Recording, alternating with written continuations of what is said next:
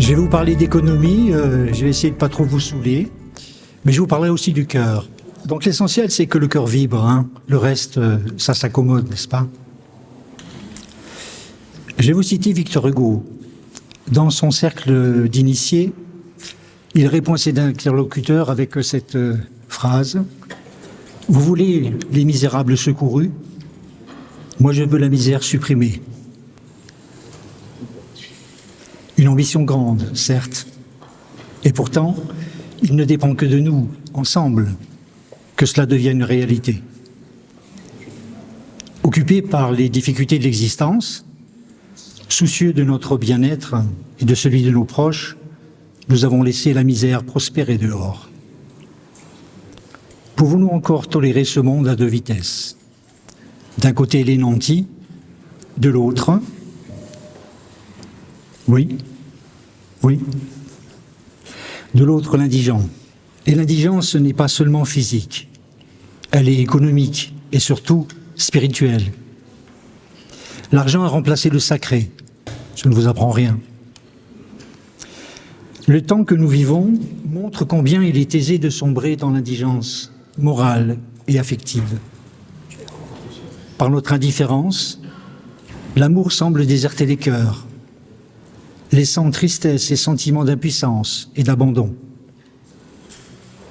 Être conscient de cette situation et éprouver le trouble de l'indifférence doit susciter en nous un sursaut salutaire.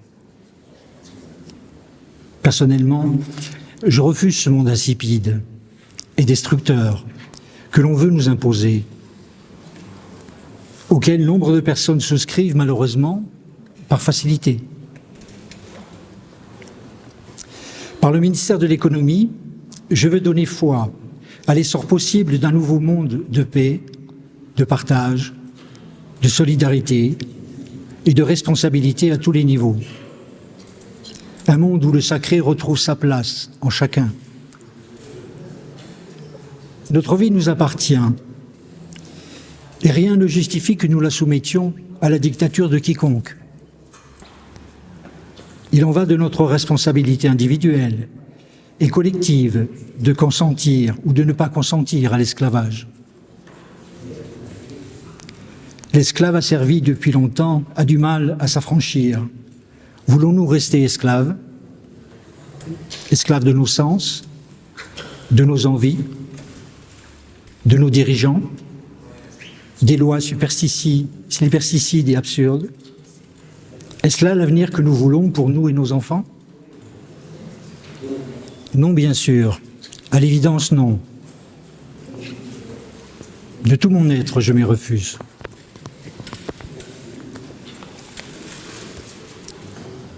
Le cœur parle, avide de liberté, de sens et d'amour.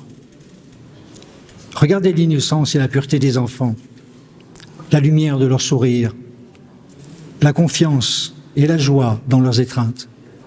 Quand on parle du cœur, parfois, les gens s'affolent. Le cœur parle, avide de liberté, de sens et d'amour. Regardez l'innocence et la pureté des enfants, la lumière dans leur sourire, la confiance et la joie dans leurs étreintes. Éprouver la beauté de cette humanité-là, c'est se mettre en résonance avec la vie.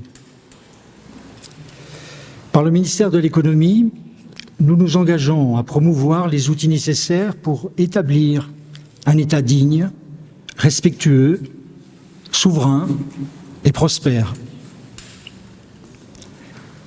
La Savoie peut rendre heureuse toute sa population, heureuse en santé parfaite, produisant une alimentation saine, restaurant ses coutumes au cœur du sacré, élargissant ses savoir-faire, offrant ses paysages grandioses en accueil et en partage.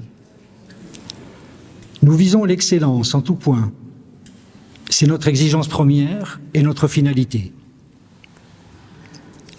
Le ministère de l'Économie s'engage vers une économie distributive pour la Savoie, pour sortir de l'économie de marché et du libre-échange, promoteur du consumérisme absurde et de l'injustice, source de nos contraintes financières. L'économie distributive est une économie du besoin. En Savoie, nous produirons ce dont nous aurons besoin en priorité.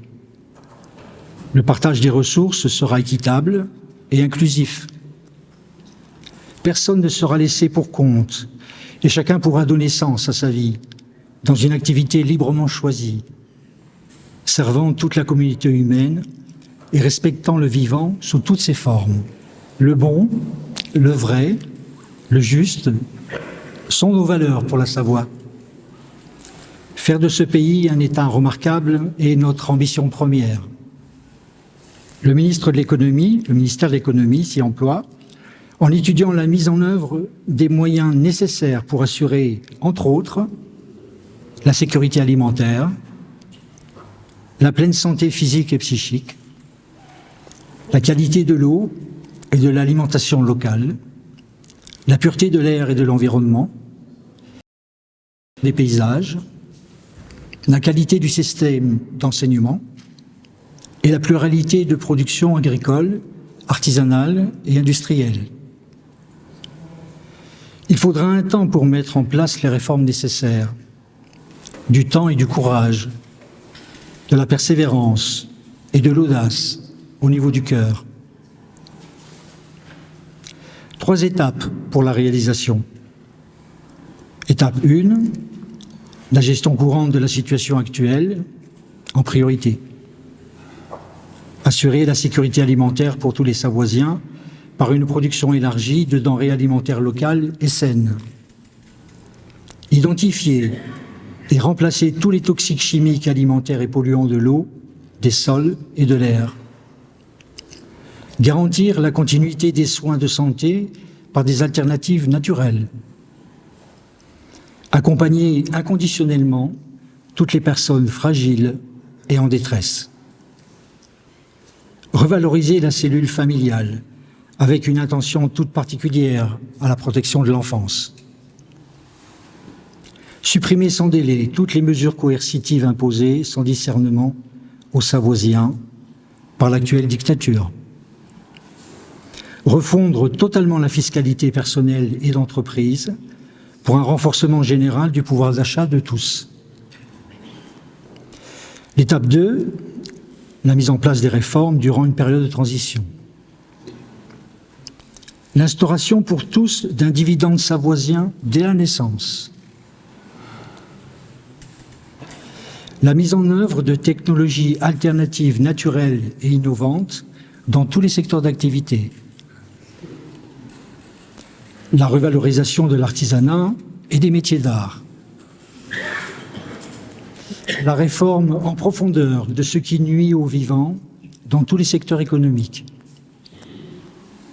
L'accès gratuit pour tous les Savoisiens à la santé, l'enseignement, les transports en commun, la culture, l'énergie, la production locale nourricière. L'étape 3, la réalisation du projet Savoie libre et souveraine. Partout en Savoie, étendre concrètement le principe de l'économie distributive pour une pleine autonomie du pays. Mise en place de conditions savoisiennes pour les échanges de biens et services avec l'étranger. Valorisation des fabrications savoisiennes par un label de qualité dans tous les secteurs d'activité. Et enfin, valorisation de l'ensemble des déchets par l'économie régénératrice. Dès lors, nous ne parlerons plus de produits intérieurs bruts pour notre Savoie, mais à la face du monde, nous pourrons proclamer notre production qualité Savoie et notre bonheur intérieur net. Vive la Savoie libre!